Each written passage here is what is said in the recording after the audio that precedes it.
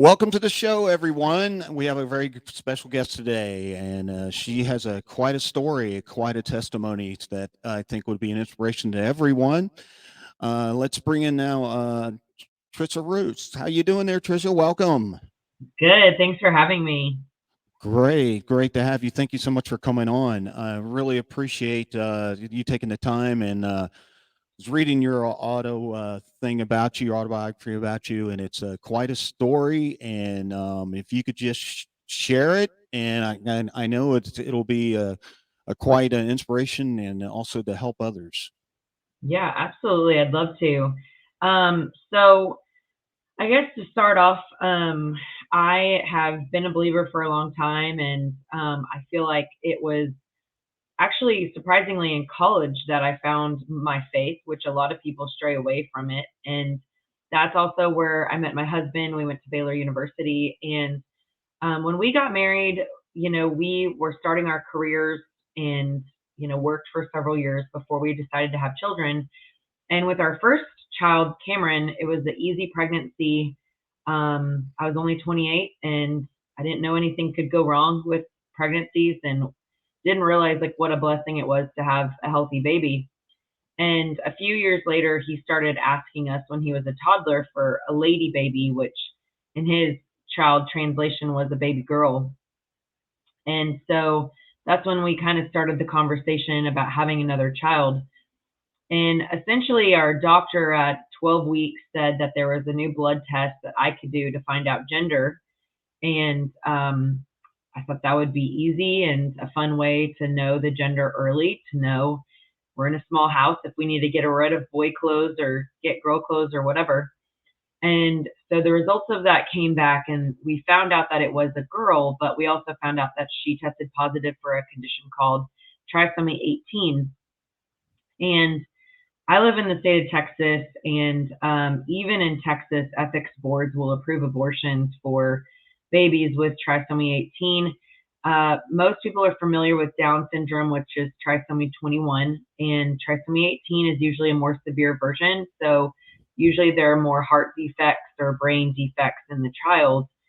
And so it was obviously devastating to get this news. And then it was really devastating to be told and recommended that we have an abortion from this specialist. And so, at the time, I was also the head volleyball coach at a local high school, and I was the director of admissions. And so I was in front of a lot of people in a calendar year.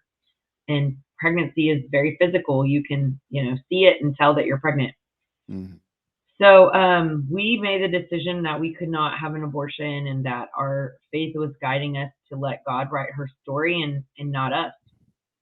And so we made that very public to everyone that that was our decision. And, it was interesting because several news outlets picked up the story and they kind of took the sports approach that because I was a coach, I was, teaching my athletes to persevere while I was going through my pregnancy. And one thing that surprised me through that was a lot of negative feedback. People calling me selfish for deciding to keep my child. And it was sort of vicious. It wasn't anything that I expected during that time. And so, of course, I'm dealing with the fact that I may lose my child prior to giving birth or shortly after. And then there's this negative feedback. But I really learned in that time to keep my faith and to rely on God to guide us through this. Amen. And I ended up writing a book about my story because God revealed himself in so many different ways through the hardest time of my life. And I called it When Wishes Change because I felt like all of us have stories of our dreams and wishes and the things that we desire for ourselves. But that's not always God's plan, and his plan is always much bigger than our own. And long story short, I made it through the entire pregnancy. They anticipated that she would be born a stillbirth, so not alive, prior to pregnancy because of her heart and brain conditions. But she made it full term. In the midst of that pregnancy, my volleyball team won the state championship in 2014 in her honor. And so it was really cool to watch a bunch of teenage girls, working together selflessly for something bigger than Wow. themselves. Yeah. which was really neat. And then when she was born, she wasn't breathing for the first few minutes, and then they were able to get her breathing shortly after. And everyone was preparing us that she would likely die after minutes because she only had a 2-chamber heart. And obviously, you need 4 chambers, and we all learned that in like freshman biology to survive and to breathe. But this little baby girl just kept going and going and going. And although she was only 3 pounds, and there was no surgery or anything that we could do to really prevent her from passing away at a young age, she ended up living 6 days. And it was just a miraculous life that she lived. And I think it also proved that although she only lived 6 days, her life had incredible meaning and purpose in those 6 days. And I feel like it's been my calling to kind of promote the fact that short lives have purpose. It's just finding your purpose in your life and fulfilling that purpose. And it's been my job to just tell our story of faith and perseverance and the miracle of her life, because every doctor could have predicted or did predict that she wouldn't make it full term, that she couldn't live more than a few moments.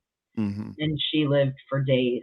And I think from that experience, it was 7 years ago now, I've really seen how God has made that story, in which was a sad story. I mean, we still lost a daughter, into something much bigger than we could have ever imagined, through my professional speaking career and through writing the book and through being able to have an impact on doctors and nurses and other mothers that may be faced with the same decision of choosing abortion. And I think that, her job through her life was to save others and to help others and make an impact through her short little life. And so it's been an honor, I can say now, being her mother and being chosen to have that story as a part of my story. Although it was hard, it was a really hard journey, and I'm very open about how hard it was and how vulnerable I was through my faith journey. It was not easy, but I also think that that's how life is. We can't get everything we want. We can't have every wish we desire. And if we keep pursuing our faith and what God's purpose for us is, we will find it. Absolutely. Absolutely. Wow. What a testimony. Have you had people reach out to you that have gone through similar experience that you were able to help through this? Yeah, absolutely. So one particular story was a mother that I got connected with in Austin, Texas, and she found out she was having a trisomy 18 baby about a month after I did. So, I mean, even a month is like a lifetime difference, because I learned so much and researched so much. And her doctor made the same recommendation. She was going to schedule that abortion. And now that little girl just turned 7 years old, and she has had a miraculous life. She didn't have the same heart condition, and so they're positioned to make it full. But expected her to live. No one expected her to accomplish any of the things she has.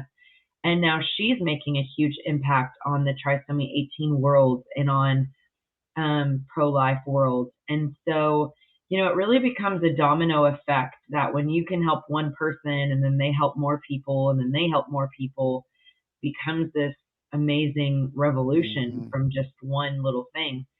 And I'm in a lot of communities like on Facebook and, grieving mother communities, where I've been able to give hope and encouragement to mothers that are experiencing similar situations.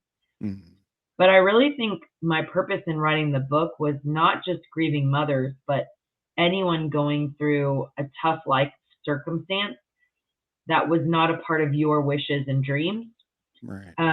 Because I think the whole goal of it is to say, hey, God has different plans sometimes, and it's your job to embrace that and to not be paralyzed by fear and by disappointment, and to be open to those opportunities when they come around.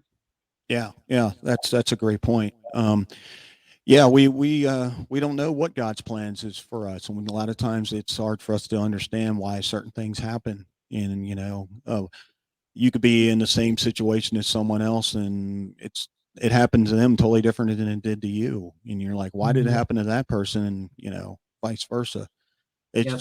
we're just too small to understand, and that's where faith comes in. Mm. Can you explain a little more of the disease that you, that affected you and your family? Maybe so people can understand exactly what happened. Yeah. So with trisomy 18, our particular case, it was just kind of a fluke at conception. Like there's just extra chromosomes. And, I think that for some reason in this world, and I've seen a lot of statistics even on Down syndrome children and how many people choose abortion over life because they believe maybe the child just isn't perfect how they want it to be. And I think if anyone that's listening has met a child with a special needs or that has Down syndrome, you see like what a positive light they are in the world. They may need more assistance than others, but they're so compassionate and loving and caring. And anyone that I've met that has a child with special needs of all different kinds will always tell you that that child is such a blessing in their life. Hmm. And another thing that struck me was that the specialist that I went to, he also made mention that an abortion was a better option because it would be less painful for my existing toddler, my 3-year-old, and it would be too hard for him to go through. And I believe my son Cameron, who's now 10 and a half years old, although it was hard losing a sister and going through that experience, I believe that he is such a stronger person. He is a more compassionate person. He has a special place in his heart for kids with special needs. Hmm. And now we have another child, another daughter, and he loves her so much and protects her. And I think part of that comes from just knowing that he lost a sister and how much Hmm. importance is on, loving your family. And I mean, he's only 10, so I don't know where his life journey will take him in his career or in his studies, but I really truly believe that God will have a path for him that Annabelle helped create, our daughter that died. Hmm. And, if we try to protect our kids from loss and from, just bad things happening, I know that we want to protect them from some things in the world that maybe they're not ready for to understand. But I've seen kids that as teenagers or young adults in their 20s have never experienced loss or any kind of adversity, and how incredibly difficult it is to learn those lessons when you're older. Yeah. And I think it's more important to learn those lessons when you're young so that you know how to deal with it in a healthy way. Yeah, yeah, and you can help others because you've been through Mhm, that experience. I think mhm. that's a lot of through my personal experience. God takes you through those storms. It's like a training kind of thing. And that's the way I look at it. Because if you didn't experience how you're going to be able to help someone. Yeah, And exactly. that's part of the mission. I mean, you look in the Bible, look at all the trials and things that the people went through, and they didn't experience that, they wouldn't be able to help others. Yes. And wow, that's something else. Well, see, there's also good. You shared a lot of good that came out of that. I mean, you're talking about your son, and who knows, it might be a seed planted there for his future to maybe help somebody or something. We just don't know the future, and Mhm. that's that's so amazing. It's so amazing. So, how long has your book been out? My book came out last year, the beginning of September.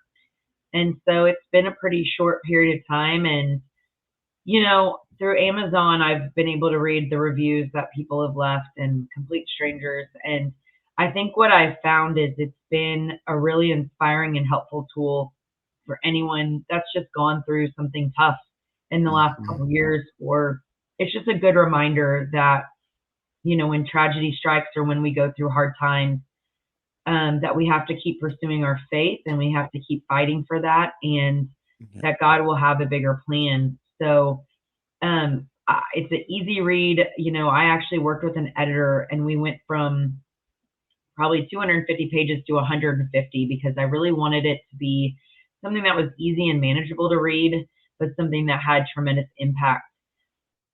Wow, that's awesome. That's awesome. And they can just get it right on Amazon.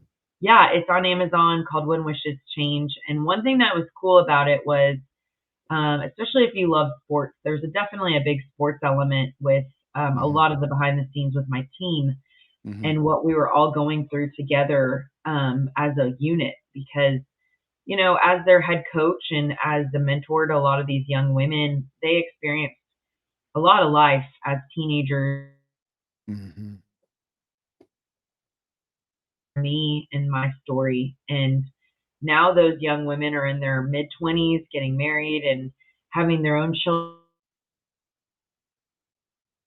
Interesting to me how many have pursued the medical field. And Yeah. I just feel really encouraged that their message and,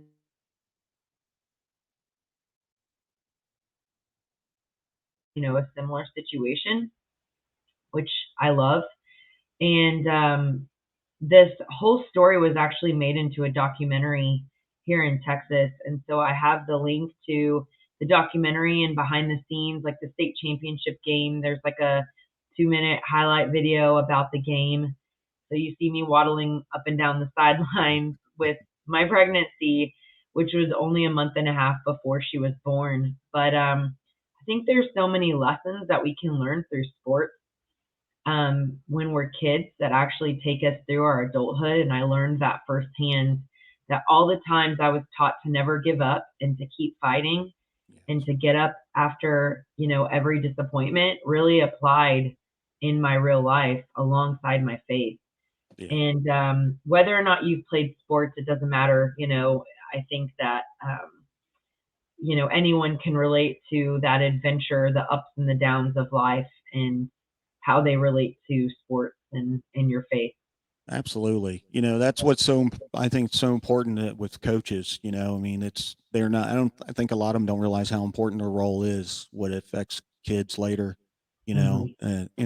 the way they teach them, about, like you said, never giving up. And, it's just a really good thing. They don't understand. I don't think they quite get how much they affect the kids. And it's Yeah. awesome. It really is awesome. Um, Yeah. So it's amazing. Like I've been coaching over 20 years and, watching your young adults that you coach turn into adults and have families mhm. and the impact that they have on others. And I've had a ton of my alumni go on to coach themselves and to be role models for other young women. And, the pay isn't great and the hours aren't great and there's a Right. lot of sacrifices involved. Sure. But to see the lasting impact and to just think that I had a small part in that is really powerful and meaningful to me. Yeah, you're planting a lot of seeds. You're planting a lot of seeds. You're helping a lot. Mhm. My wife is a preschool teacher, and I tell her that I go, you're really planting a lot of seeds, and you don't even realize it, even at that age. Yep. It's just a great field to be in, and it takes a special person to do that. Oh That's yeah. just really fantastic. So is your son interested in any sports as well? Is he He in loves it. anything? Mm-hmm. Yeah, he's a select baseball player. He loves baseball. He plays basketball. He's done some swimming. He wants to try triathlons this spring because I used to do triathlons and our neighbor used to do triathlons and he has a son. And so him and his little buddy go out and time themselves, running around the neighborhood. And I just love like seeing how those lessons apply to him. And then now my Mm-hmm. 5-year-old daughter is actually showing that interest in volleyball that I've always dreamed of. Oh, that's awesome. And she's playing basketball and she's playing soccer. And I think it's important to watch them fail and to have some hard times and Mm-hmm. to not bail them out of it. They've got to Right. figure it out and you got to be there as a parent for them to encourage them. But that's really what life is about is being faced with an obstacle or a challenge and pursuing your faith through it and fighting through it and in watching how better of a person you become through it, like you can Oh always yeah. say that you are a better person through going through a trial or an obstacle. And then you're more apt to help others that have Right. similar situations so that they can see you on the other side and strive to be in that situation at some point. So, Oh, I'm sure. Have you experienced, which I bet you have, you've helped a lot of people in general, I'm sure, that have lost children, right, with grieving. I would imagine that you probably reached out to people with that as well. yeah, so even through my grief journey of going to a therapist and seeing others in similar situations that helped me while I was going through it.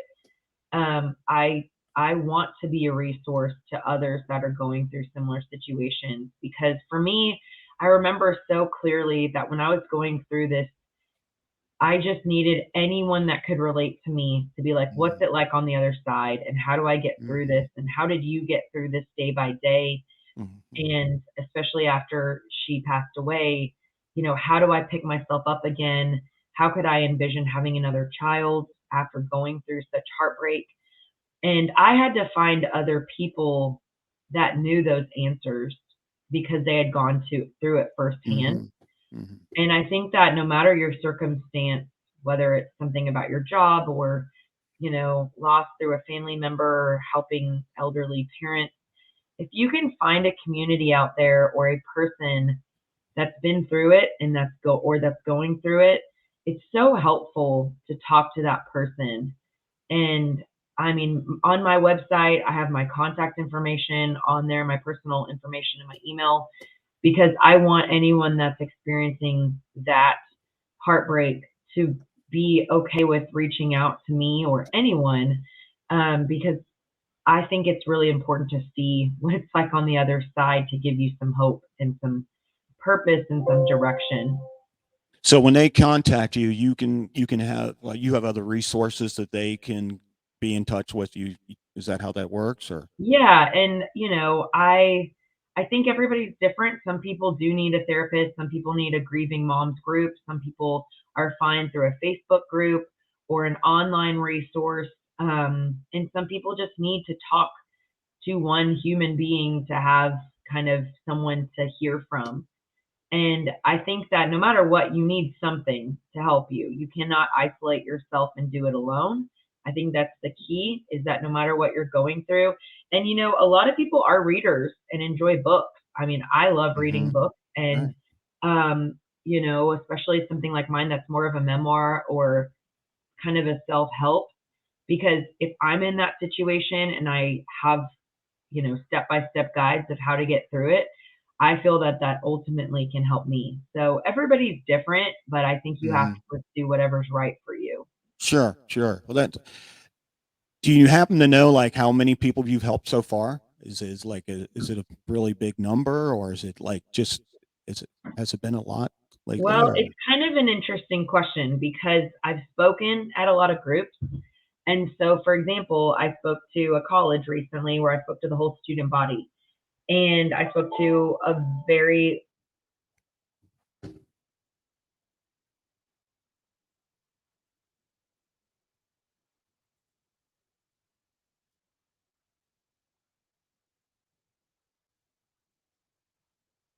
Okay, looks like we lost her there. Maybe she can come back. Wow, what a story. We'll just wait here and see if she is able to come back. But what an inspiration that she has to share with everyone. Are you there?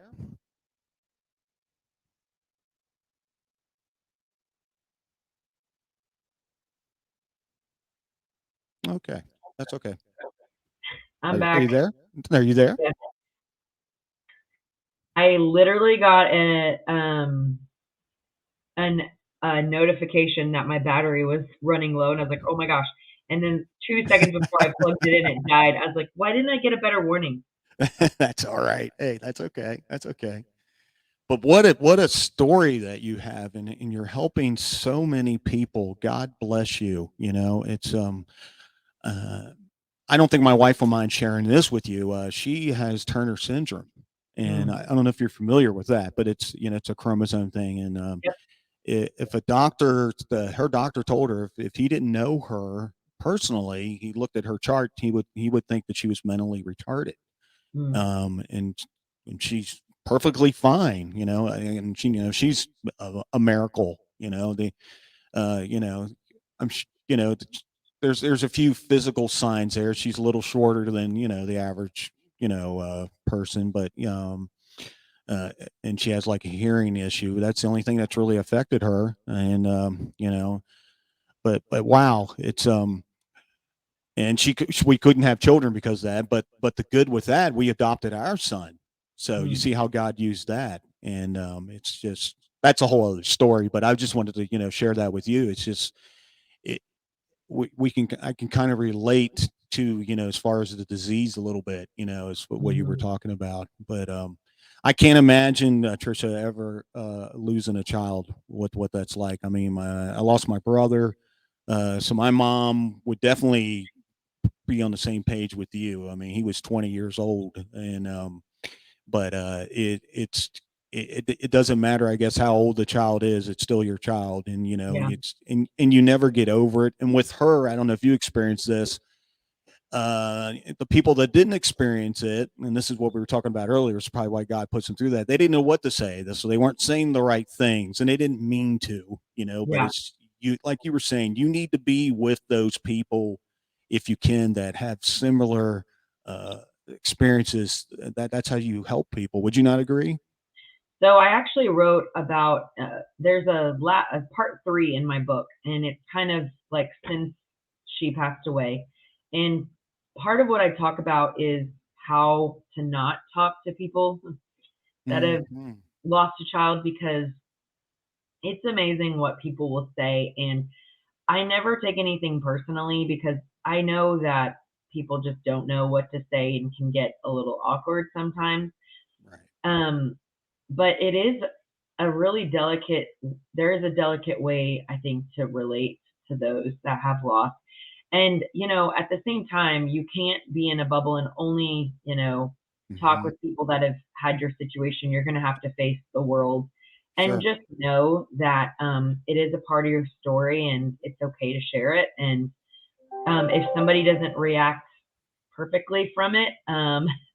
that's just how it is, right? Right. Right. Right. And that's okay. Yeah.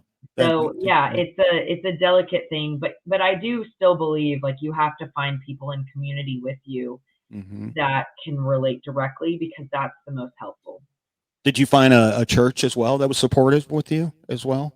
Yeah, so I was Mhm. really blessed that in the church that we belong to, our, like, Sunday school class, our Connect group, really just came to bat for us and rallied around us. And because they had known us when I got pregnant and was all excited, and then the diagnosis, and was devastated and confused, and through the pregnancy, and during her life and after her death, I felt so comfortable with that circle, because I knew that they knew my entire story, and I Mhm. didn't have to retell it, and I didn't have to feel ashamed if I cried or Right. had any kind of emotions.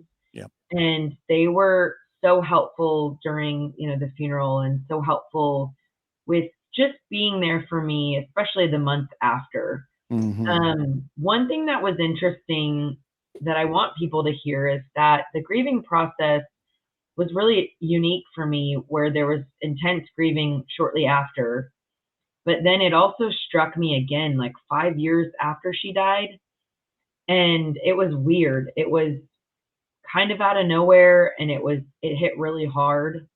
And so that was actually the time that I sought therapy, and like a small group specifically with other grieving parents.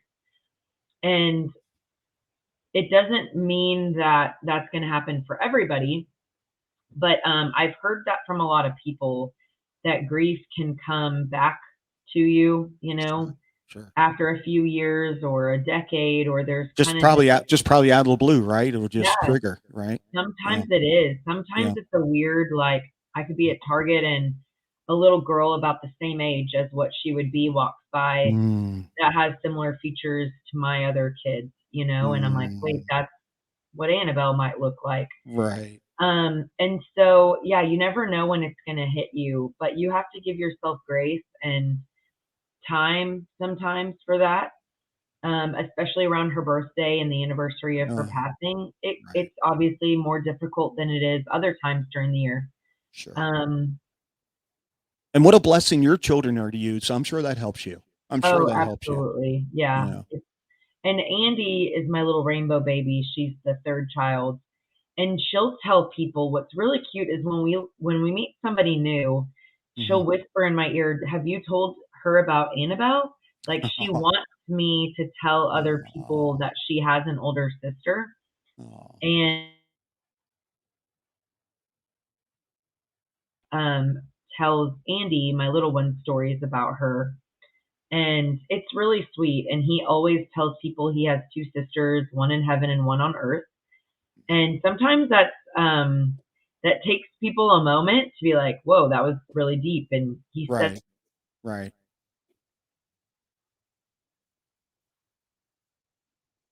it's not something it's not something to be ashamed of. It's not something that you have to hide. You right, don't have to just say you have one sister. You can tell people you have two.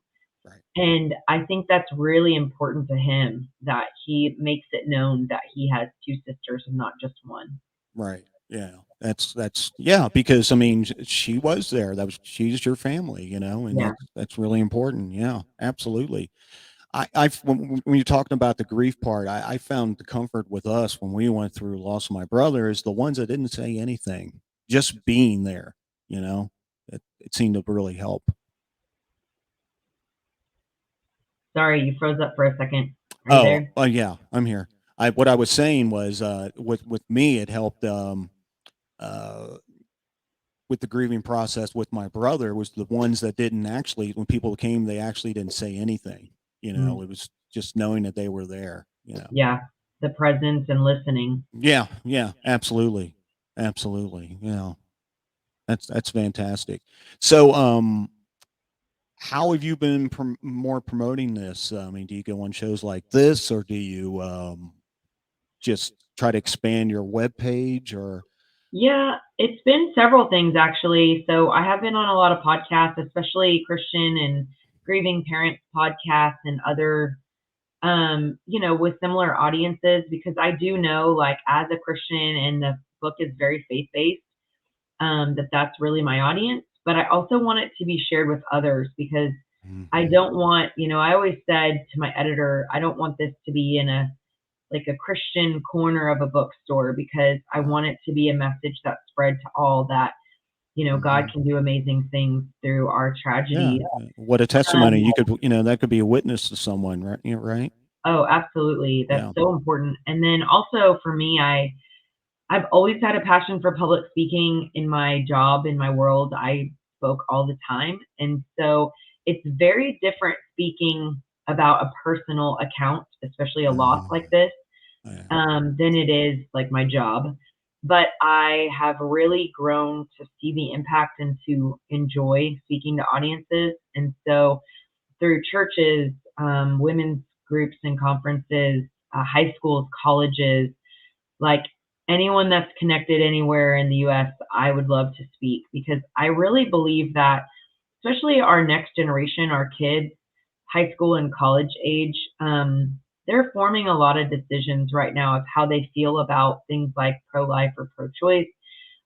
They're developing their faith and they're putting out some really big wishes and dreams, which they should do, of what they Mhm. want to do when they grow up or what college they want to go to, but they also have to know how to deal with disappointment. And that's something I feel like our youth is really not good at.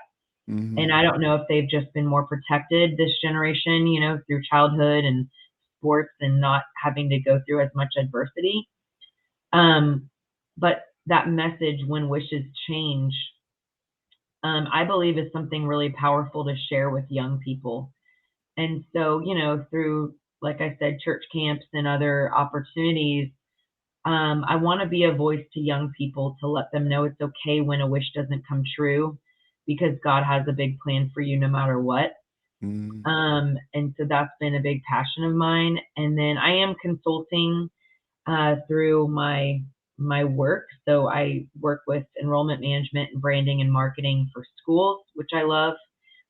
And I mean, I love just connecting with people, like anyone that has ideas for speaking or for distribution of the book. I just feel like it's a really powerful message that can benefit people of all ages. And so I love to connect and see where it goes.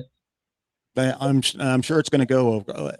I'm sure it's going to grow because what a fantastic thing, a ministry you have to reach out for people, and God bless you for that. That's and truly incredible what you're doing. I mean, you are helping people, you know, that are going through a lot, and especially today, what is going on. Mhm. You know what I'm saying? It's just, Yeah.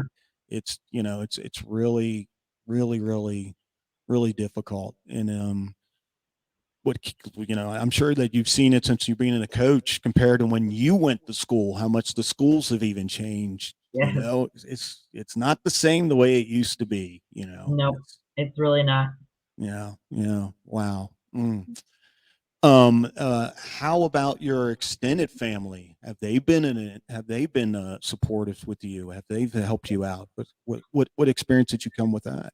Yeah, no, my family, my work family, my volleyball family. I mean, I kind of had all these little buckets of people. And, my husband and I was working at a Catholic high school, which was extremely supportive about our Mhm. faith and decision. My husband works for the Southern Baptist Convention for Guidestone Financial, very supportive company with everything that we went through. And our church family, our family. And so, I think actually it was funny. The pastor yesterday at church was talking about finding a Christ-centered, group of close friends and having people surround you with faith, because especially when you go through those trials or hard times or when your faith starts to wander, you want to be around those people that bring you back and support Yeah, you through prayer, yeah. um and not those that are going to be like, come on, come with me away from your faith. Mhm. And I was really lucky that prior to that happening in my life, I had a very strong, structured, faith community surrounding me. And I felt how important that actually was when I was going through this. And I don't want to say go join a church, because if something happens in your life, you need people Right, to like right. bring you meals and be there for you. Um, but when you do have a close support group and those are people that you've invested years with or time with, I mean, it is more helpful to have that community surrounding you. Yeah, yeah. It's a spiritual thing. You have people praying for you. And that's why it's so important that God wants us to get into the church. Mhm. I find that the small groups are really, really helpful, because you really get to know a lot of people, and you get that support and grow friendships and things like that. And it's nice to go to a place where you feel, you can share things, and it's a safe environment, and, and you have that support. I Yep. couldn't agree with you more. Yeah. Absolutely. Absolutely. Wow. So, do you like on a daily basis, like what's your routine? You just go and check who needs help